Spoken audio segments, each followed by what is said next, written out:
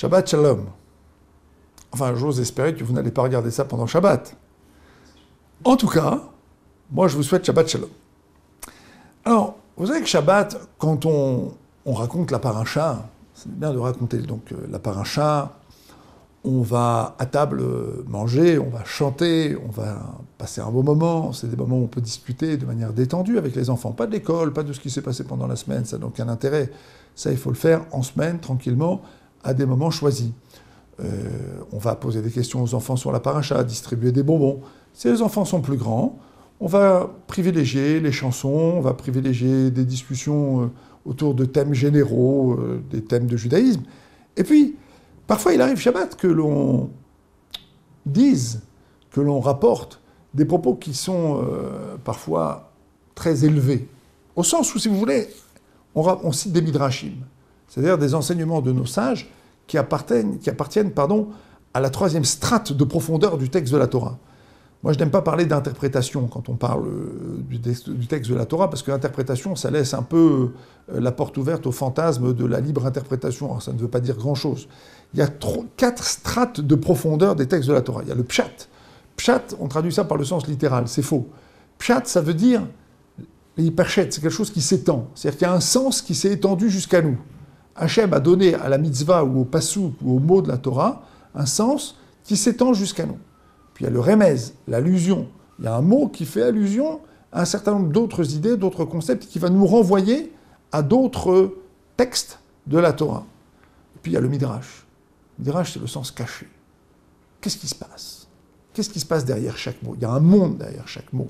Un monde qui permet de découvrir des pans entiers du projet divin. Puis il y a le Sod, la Kabbalah, d'accord, qu'on étudiera toujours une fois que l'on a parcouru la totalité de la Torah, de la Gemara, du Talmud, du Shulchan Aruch, que l'on a arrêté de se mettre en colère, que l'on a pris l'habitude de se lamenter tous les jours sur la destruction du Beth Amikdash pour faire Tikkun Chatzot, que l'on fera une fois que l'on aura pris l'habitude d'une certaine sainteté, qu'on aura pris l'habitude de se séparer des comportements courants. En général, on le fait à l'âge de 40 ans ou 50 ans, en ayant parcouru, comme je viens de le dire, le Talmud et le Shulchan Aruch, le Code de loi et les décisionnaires.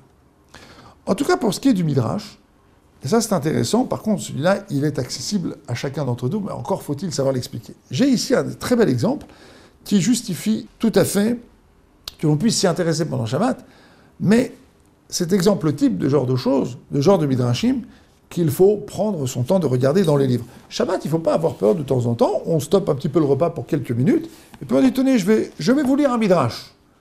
Et puis on lit un Midrash.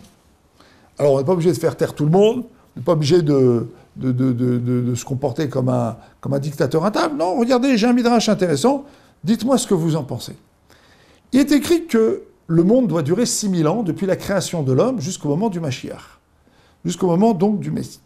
Chacun de ces millénaires correspond à un jour de la semaine. Et le 7e millénaire, c'est le Shabbat Agadol. C'est le Shabbat. Nous voyons donc qu'il y a dans la dimension du Shabbat une dimension du repos qui ressort du Mashiach, qui ressort du Messie. Alors qu'est-ce qui se passe pendant les 6 jours? Le millénaire, c'est l'équivalent du premier jour. C'est le jour où la lumière a été créée, nous dit le Midrash. C'est le moment où l'homme, dans ce premier millénaire, donc reconnaît son créateur. Et il n'y a pas eu d'Avodah Zara, il n'y a pas eu d'idolâtrie, nous dit le Midrash, tant que Adam Arishon était vivant. Adam Arishon, le premier homme, a vécu 930 ans. Tant qu'Adam Arishon était vivant, il n'y a jamais eu d'Avodah Zara. C'est-à-dire qu'il n'y a jamais eu de détournement de spiritualité. Beyam Hasheni, Yehirakia, Hachem demande qui est les cieux, et Vayehi Mavdil, il va séparer. Et le Midrash vient nous dire, il y a ici un clin d'œil, plus qu'un clin d'œil. On vient nous dévoiler ici qu'au 2e millénaire, eh bien, Noach et ses enfants et les tzadikim se sont séparés des Réchaïm, de ceux qui ont fait le mal, et qui donc ont été exterminés au moment du Maboul. Ça, c'était à la fin du 2e millénaire. Le Maboul ayant eu lieu après 1686 ans, c'était au milieu du 2e millénaire.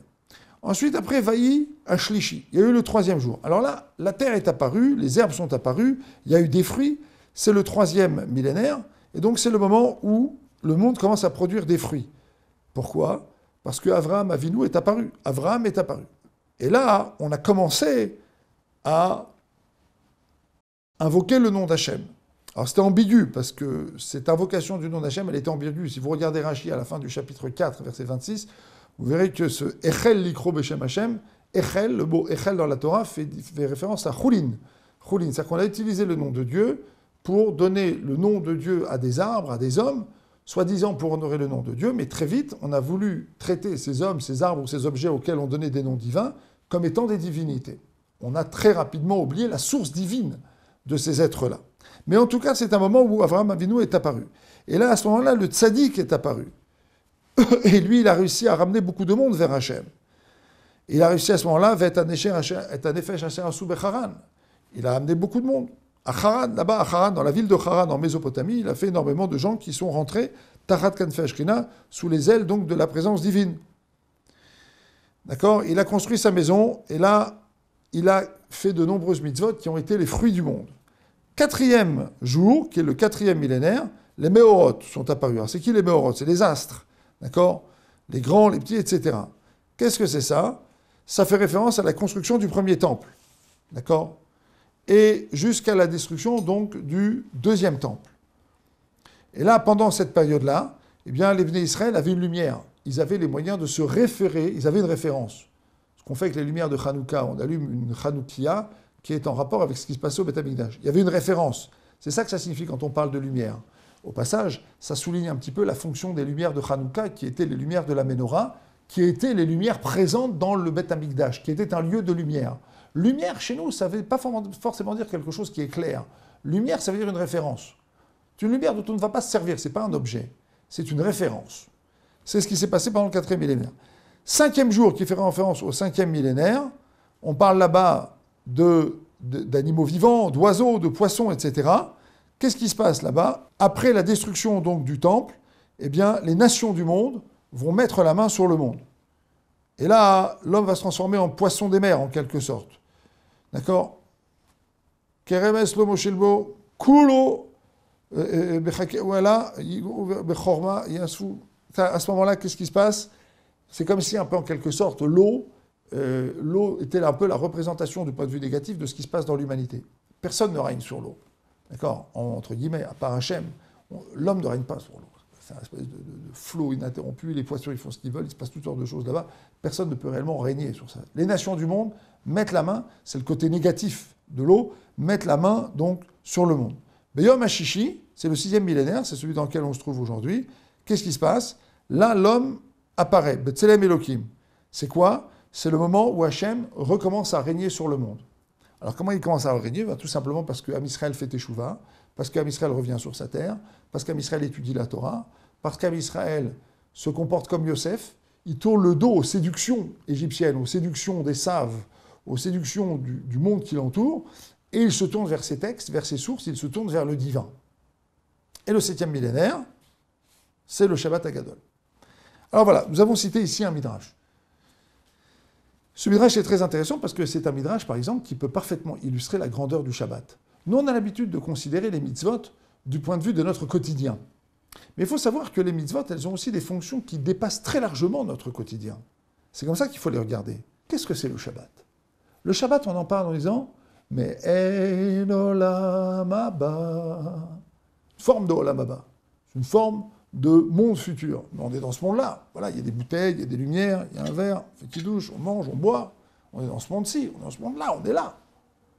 Mais c'est une représentation du Olam Haba, une représentation du monde futur, une représentation de l'époque messianique. Pourquoi? Parce que c'est une représentation d'une époque dans laquelle l'homme, par son choix, ne peut pas peser de manière définitive sur la nature.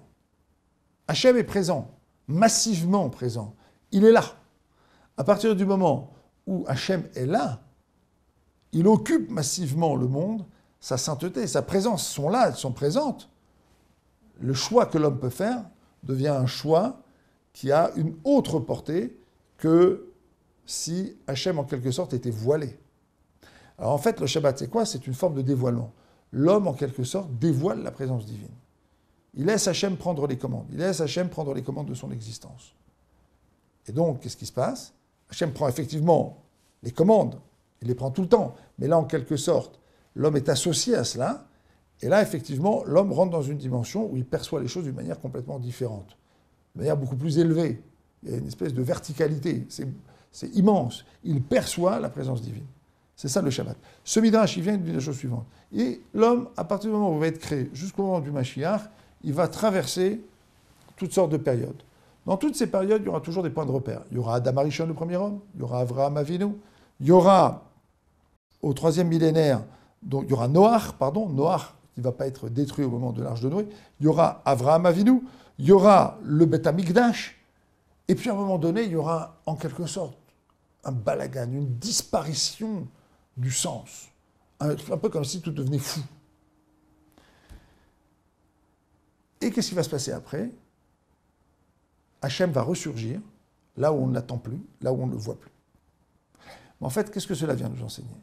Ça vient nous enseigner que le Shabbat, c'est la représentation du Mashiach dans le désordre de l'histoire. Le Shabbat, on le fait tous les 7 jours. C'est un peu comme si tous les 7 jours, on vivait le Mashiach. Mais pendant 6000 ans, pendant les 6000 ans d'histoire, qui sont 6000 ans de bagarres, de conflits, 6000 ans pendant lesquels on tente d'en finir avec le peuple juif, 6000 ans pendant lesquels on tente d'en finir avec Dieu lui-même.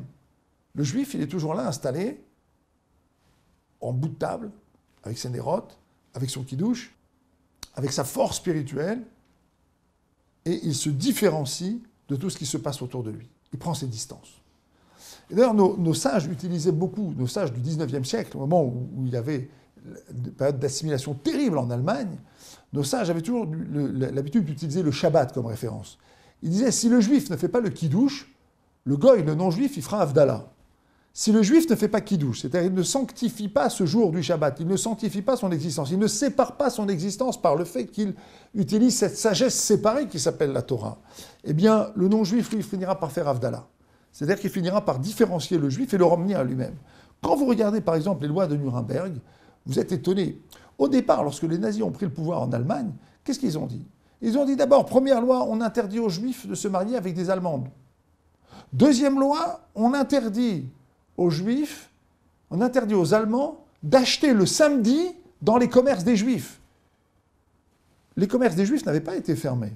On avait simplement posé 2 nazis devant chaque magasin de juifs pour empêcher les Allemands de rentrer dans les magasins des juifs acheter le Shabbat.